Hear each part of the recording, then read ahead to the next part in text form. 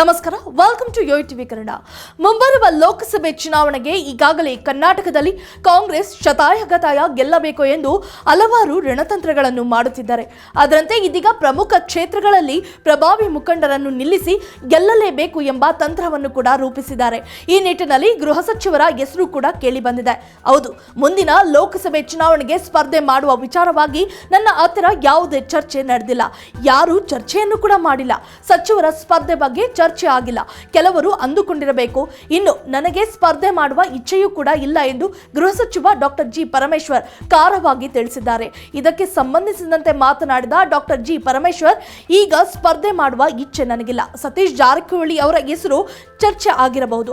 ಅಂತಿಮ ನಿರ್ಧಾರವನ್ನು ಹೈಕಮಾಂಡ್ ನಾಯಕರು ಮಾಡುತ್ತಾರೆ ಎಂದು ಸ್ಪಷ್ಟಪಡಿಸಿದ್ದಾರೆ. ಕೋಲಾರಕ್ಕೆ ನನ್ನ ಹೆಸರು ಬಂದಿದೆ. ಯಾರು ಹೇಳಿದರು ಅಂತ ನನಗೆ ಗೊತ್ತಿಲ್ಲ. ಈ ಹಿಂದೆ ಚಿತ್ರದುರ್ಗಕ್ಕೂ ಕೂಡ ನನ್ನ ಹೆಸರು ಚರ್ಚೆ ಆಗಿತ್ತು. ನಾನು ಬೇಡ ಎಂದ ಮೇಲೆ ಚಂದ್ರಪ್ಪ ಅವರಿಗೆ ಟಿಕೆಟ್ ಕೊಟ್ಟರು. ಅದಾದ ಮೇಲೆ ನಾನು ಲೋಕಸಭೆ ಸ್ಪರ್ಧೆಗೆ ಬೇಡ ಎಂದು ಅಂದುಕೊಂಡಿದ್ದೇನೆ. ಮುಖ್ಯಮಂತ್ರಿಗಳ ಹಂತದಲ್ಲಿ ಸಿಎಂ ಸಿದ್ದರಾಮಯ್ಯ ಅವರಾಗ್ಲಿ, ಡಿಸಿಎಂ ಡಿಕೆ ಶಿವಕುಮಾರ್ ಆಗಲಿ ಕರೆದು ನನ್ನ ಬಳಿ ಮಾತನಾಡಿಲ್ಲ.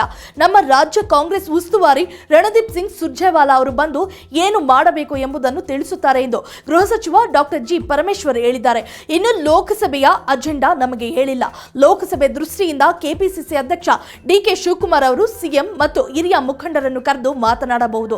ಈಗ ಅವಶ್ಯಕತೆ ಇದೆ ಎಂದು ಸಭೆ ಮಾಡಬಹುದು. ನನ್ನ ಜೊತೆಗೆ ಮಾತನಾಡಿದ್ದರು. ಹೀಗಾಗಿ ನಾನು ಸಭೆಗೆ ಬರುತ್ತಾ ಇದ್ದೇನೆ ಎಂದು ಡಾಕ್ಟರ್ ಜಿ ಪರಮೇಶ್ವರ್ ಅವರು ತಿಳಿಸಿದ್ದಾರೆ. If you like this video, ಬೇಗ ಲೈಕ್ ಮಾಡಿ, ಕಾಮೆಂಟ್ ಮಾಡಿ, ಶೇರ್ ಮಾಡಿ ಹಾಗೂ ಯೋಯೋ ಟಿವಿ ಕನ್ನಡವನ್ನು ಸಬ್ಸ್ಕ್ರೈಬ್ ಮಾಡಿ.